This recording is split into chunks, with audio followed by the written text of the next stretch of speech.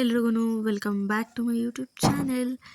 ಎಲ್ಲರೂ ಚೆನ್ನಾಗಿದ್ದೀರಾ ಅಂತ ಅಂದ್ಕೊಂಡು ಈ ವಿಡಿಯೋ ಸ್ಟಾರ್ಟ್ ಮಾಡ್ತಾಯಿದ್ದೀನಿ. ನಾನು ಕೂಡ ಸೂಪರ್ ಆಗಿದ್ದೀನಿ. ಈಗ ಒಂದು 2-3 ದಿವಸದಿಂದ ತುಂಬ ಹಿಂಸೆ ಆಗ್ತಿತ್ತು, ಯಾಕಂದರೆ ಮುಖಕ್ಕೆ ಎಣ್ಣೆ ಬಿದ್ದಿತ್ತಲ್ಲ, ಅದರಿಂದ. ಈಗ ಸ್ವಲ್ಪ ಪರವಾಗಿಲ್ಲ, ಏನು ಉರಿ ಪರಿ ಏನೂ ಇಲ್ಲ. ಡೈಲಿ ಕೊಬ್ಬರಿ ಎಣ್ಣೆ ಹಚ್ತಾ ಇದ್ದೆ, ಪರವಾಗಿಲ್ಲ, ಆರಾಮಾಗಿದ್ದೀನಿ. ಯಾಕೆ ಉರಿಯೋದು ಅಂದರೆ ಪೀರಿಯಡ್ಸ್ ಆದರೆ 5 ಡೇಸ್ ತನಕ ಕಂಟಿನ್ಯೂಸ್ ಆಗಿ ಸ್ನಾನ ಮಾಡ್ತೀವಲ್ಲ, ಬಿಸಿನೀರು ಹಾಕ್ತಿದ್ನಲ್ಲ, ಅದಕ್ಕೆ ತುಂಬ ಉರಿಯೋದು. ಬಟ್ ಆದರೆ ಕೊಬ್ಬರಿ ಎಣ್ಣೆ ಹಚ್ಕೊಂಡ್ಬಿಡ್ತಿದ್ದೆ ಸಡನ್ನಾಗಿ ಬಂದು. ಎಲ್ಲ ಸ್ವಲ್ಪ ಒಣಗ್ದಂಗೆ ಆಗಿದೆ. ಇನ್ನೊಂದು 2 ದಿವಸ ಅಷ್ಟೊತ್ತಿಗೆ ಎಲ್ಲ ಉದುರೋಗ್ಬಿಡುತ್ತೆ, ಸ್ಕಿನ್ನು ಒಣಗ್ಬಿಟ್ಟು.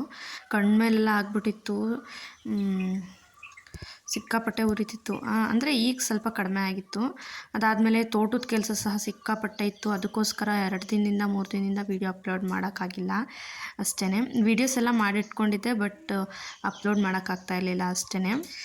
ಲಾಸ್ಟ್ ವೀಡಿಯೋದಲ್ಲಿ ಹಾಕಿದ್ನಲ್ಲ, ಅಡಿಕೆ ಗಿಡ ಎಲ್ಲ ಇಟ್ಟಿದ್ವಿ ಅಂತ, ಅದಕ್ಕೆ ಮಳೆ ಬರುತ್ತೆ ಅಂತ ಕಾಯ್ದ್ವಿ. ಬಟ್ ಮಳೆ ಬರಲಿಲ್ವಲ್ಲ, ಅದಕ್ಕೆ ಡ್ರಿಪ್ಪಿಂದೆಲ್ಲ ಸೆಟ್ ಮಾಡಿ ನೀರು ಹಾಯಿಸ್ಬೇಕಲ್ಲ. ನೀರು ಹಾಕಲಿಲ್ಲ ಅಂದರೆ ಒಂದು 5 ದಿನದ ತನಕ 6 ದಿನದ ತನಕ ಇರುತ್ತೆ ಅಷ್ಟೇ. ಅದಾದಮೇಲೆ ನೀರು ಬಿಡಲಿಲ್ಲ ಅಂದರೆ ಒಣಗೋಗ್ಬಿಡುತ್ತೆ. ಅದಕ್ಕೋಸ್ಕರ ಆ ಕೆಲಸದಲ್ಲಿ ಫುಲ್ ಬ್ಯುಸಿ ಇತ್ತು.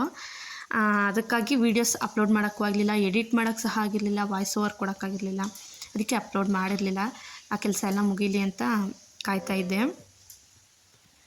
ಮತ್ತು ಇವತ್ತು ಶನಿವಾರ, ಮಧ್ಯಾಹ್ನದ ಮೇಲೆ ನಾನು ವೀಡಿಯೋಸ್ ಮಾಡ್ಕೊಂಡಿದ್ದು. ಬೆಳಗ್ಗೆನೂ ಅಷ್ಟೇ ವೀಡಿಯೋಸ್ ಮಾಡ್ಕೊಳಕ್ಕಾಗಿರಲಿಲ್ಲ. ಸಂಜೆ ವಾರ ಮಾಡಿಬಿಡ್ಲಿ ಅಂತ ಅಂದ್ಬಿಟ್ಟು ಫಸ್ಟ್ ನಾನು ಕ್ಲೀನಾಗಿ ಸ್ನಾನಪಾನೆಲ್ಲ ಮಾಡಿಕೊಂಡು, ಆದರೂ ನಾನು ದೇವ್ರ ಸಾಮಾನು ಏನೂ ಮುಟ್ಟಂಗಿರಲಿಲ್ಲ. ಬರೀ ಅವರಿಗೆಲ್ಲ ರೆಡಿ ಮಾಡಿಕೊಟ್ಟೆ ಅಷ್ಟೇ. ಮನೆ ಕಸ ಗುಡಿಸಿನೆಲ್ಲ ಒರೆಸಿ ಕ್ಲೀನಾಗಿ ಸ್ಟವ್ ಅದೆಲ್ಲ ಕ್ಲೀನ್ ಮಾಡಿಕೊಂಡು, ಮನೆ ಬಾಗಿಲೆಲ್ಲ ಗುಡಿಸಿ, ಅರಿಶಿನ ಕುಂಕುಮ ಹೂವು ಎಲ್ಲ ಇಟ್ಟು, ಬೆಳಗ್ಗೆನೂ ಇಟ್ಟಿರ್ತೀನಿ, ಬಟ್ ಇನ್ನೊಂದು ಸಲ ವಾರ ಮಾಡಬೇಕಾದ್ರೆ ಇಟ್ಟು ಎಲ್ಲ ರೆಡಿ ಮಾಡಿಕೊಟ್ರೆ ಅವರು ಸಂಜೆ ಬಂದು ಪೂಜೆ ಮಾಡೋದಕ್ಕೆ ಸರೋಗ್ಬಿಡುತ್ತೆ ಅಂತ ಅಂದ್ಬಿಟ್ಟು ಕಸ ಗುಡಿಸಿ ನೆಲ ಒರೆಸ್ತಾ ಇದ್ದೀನಿ. ಡೆಟಾಲ್ ಹಾಕ್ಕೊಂಡು ನೆಲ ಒರೆಸ್ತೀನಿ, ಯಾಕಂದರೆ ಪಾಪು ಪಾಟಿ ಮಾಡೋದು, ಯೂರಿನ್ ಮಾಡೋದು ಎಲ್ಲ ಮಾಡ್ತಿರ್ತಾನಲ್ಲ, ಇನ್ಫೆಕ್ಷನ್ ಆಗುತ್ತೆ ಅಂದ್ಬಿಟ್ಟು ಡೆಟಾಲ್ ಹಾಕ್ಕೊಂಡು ಮಾಡ್ತೀನಿ.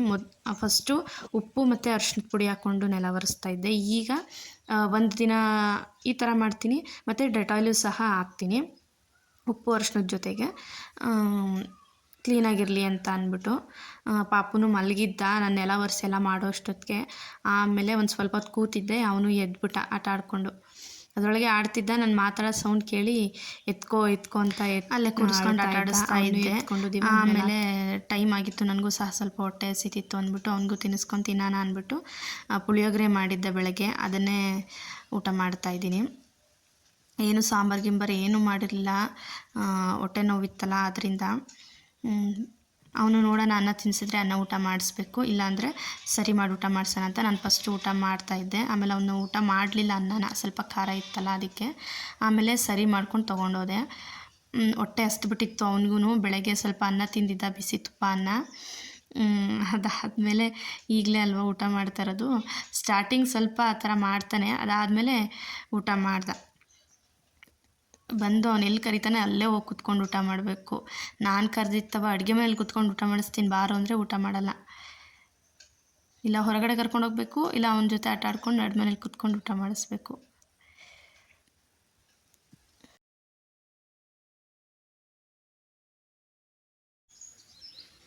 ಅವನಿಗೆ ಊಟ ಮಾಡಿಸೋ ಅಷ್ಟೊತ್ತಿಗೆ ಏನಿಲ್ಲ ಅಂದರೂ ಅರ್ಧ ಗಂಟೆ 1 ಅವರ್ ಬೇಕೇ ಬೇಕು. ಸಾಕು ಮಾಡಿಬಿಡ್ತಾನೆ. ಅಂದರೆ ಊಟ ಮಾಡಾದಮೇಲೆ ಅವ್ನಿಗೆ ಹೊಟ್ಟೆ ತುಂಬ ಊಟ ಮಾಡಿಸ್ಬಿಟ್ರೆ ಅವನು ಕೇಳೋದೇ ಇಲ್ಲ ನನ್ನನ್ನು, ಆಟ ಆಡ್ಕೊಂಡಿರ್ತಾನೆ ಅವ್ನ ಪಾಡಿಗೆ ಅವನು. ಹೊರಗಡೆ ಹೋದರೆ ಸ್ವಲ್ಪ ಮಣ್ಣು ರೂಢಿ ಆಗಿಬಿಡ್ತಾನೆ ಅಂತ ಅಂದ್ಬಿಟ್ಟು ಒಳಗಡೆನೇ ಆಟ ಆಡಿಸ್ಕೊಂಡಿರ್ತೀನಿ. ಅವ್ರ ಅಣ್ಣ ಹೊರಗಡೆ ಎಲ್ಲೋ ಹೋಗಿದ್ದ, ಅವ್ರ ಅಜ್ಜಿ ಮನೆ ಹತ್ರ ಏನೋ, ನಾವಿಬ್ಬರೇ ಇದ್ದಿದ್ದು. ಅದಕ್ಕೆ ಒಬ್ಬನೇ ಆಟ ಆಡ್ತಾ ಇದ್ದಾನೆ. ಅವನು ಇದ್ಬಿಟ್ರೆ ಅವನ ಜೊತೆ ಆಟ ಆಡ್ತಾನೆ. ಪೂಜಾರಿ ಪ್ರಮೋದ್ ಅವರು ಬಂದಿದ್ರು. 7 ಗಂಟೆ ಆಯಿತು ಅವರು ಕೆಲಸದಿಂದ ಬರೋ ಅಷ್ಟೊತ್ತಿಗೆ. ಪೂಜೆ ಎಲ್ಲ ಮಾಡಿ ಅವರು ಮಕ್ಳ ಜೊತೆ ಆಟ ಆಡ್ತಾಯಿದ್ರು. ನಾನು ಏನು ಅಡುಗೆ ಮಾಡೋದು ಅಂತ ಯೋಚನೆ ಮಾಡಿ ಲಾಸ್ಟಿಗೆ ಈಸಿಯಾಗಿ ಬೇಗ ಆಗೋದು ಅಂದರೆ ಕಿಚಡಿ ಮಾಡಿಬಿಟ್ಟು ಕಾಯಿ ರಸ ಮಾಡಿಬಿಡೋಣ ಅಂತ ಅನ್ನಿಸ್ತು. ಸ್ವೀಟ್ ತಿನ್ನಂಗಾಯಿತು, ಅದಕ್ಕೆ ಕಾಯಿ ರಸ ಮಾಡಿ ಕಿಚಡಿ ಮಾಡಿದ್ದೆ.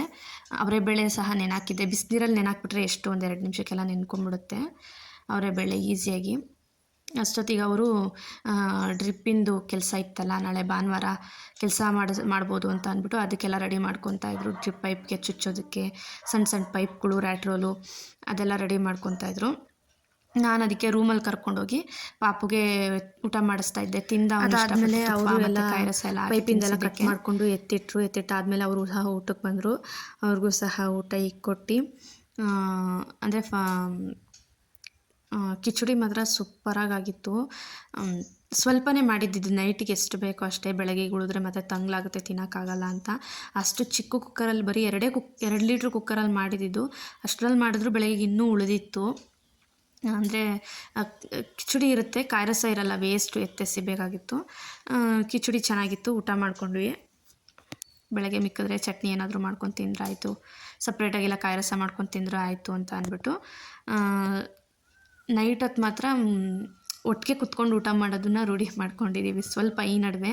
ಯಾಕಂದರೆ ಆವಾಗಲೇ ಅಲ್ವಾ ನಮಗೆ ಟೈಮ್ ಸಿಗೋದು ಮಾತಾಡೋದಕ್ಕೆ, ಅದಕ್ಕೋಸ್ಕರ ಅಂತ. ಆದಷ್ಟು ನೈಟ್ ಒಟ್ಟಿಗೆ ಊಟ ಮಾಡೋಕ್ಕೆ ಟ್ರೈ ಮಾಡ್ತೀವಿ. ಅದು 9 ಗಂಟೆ ಒಳಗಾದರೆ, ಇಲ್ಲಾಂದರೆ ನನಗೂ ಸಹ ತಡ್ಕೊಳಕ್ಕಾಗಲ್ಲ. ನಾನು ಊಟ ಮಾಡಿ ಮಲ್ಕೊಂಬಿಟ್ಟಿರ್ತೀನಿ, ಅವ್ರು ಬಂದು ಇಕ್ಕೊಂಡು ಊಟ ಮಾಡ್ತಾರೆ. ಬಟ್ 9 ಗಂಟೆ ಒಳಗೆ ಬಂದರೆ ಜೊತೇಲಿ ಕುತ್ಕೊಂಡು ಊಟ ಮಾಡ್ತೀವಿ. ಹುಡುಗರಿಗೆ ಫಸ್ಟ್ ಊಟ ಮಾಡಿಸ್ಬಿಡ್ತೀನಿ. ಚಿರು ಒಂದೊಂದ್ಸಲ ನಮ್ಮ ಜೊತೆನೇ ಊಟ ಮಾಡ್ತಾನೆ, ಇಲ್ಲಾಂದರೆ ಅವ್ನು ಬೇಗ ಊಟ ಮಾಡಿಬಿಡ್ತಾನೆ ಹೊಟ್ಟೆ ಹಸಿತು ಅಂದರೆ, ಅವನದು ಲೆಕ್ಕಕ್ಕಿಲ್ಲ. ಬಟ್ ನಾವಿಬ್ಬರು ಮಾತ್ರ ಜೊತೇಲಿ ಕೂತ್ಕೊಂಡು ಊಟ ಮಾಡ್ತೀವಿ. ಸೊ ಅಷ್ಟೇ, ಇವತ್ತಿನ ಬ್ಲಾಗ್ ಇಲ್ಲಿಗೆ ಎಂಡ್ ಮಾಡ್ತಾಯಿದ್ದೀನಿ.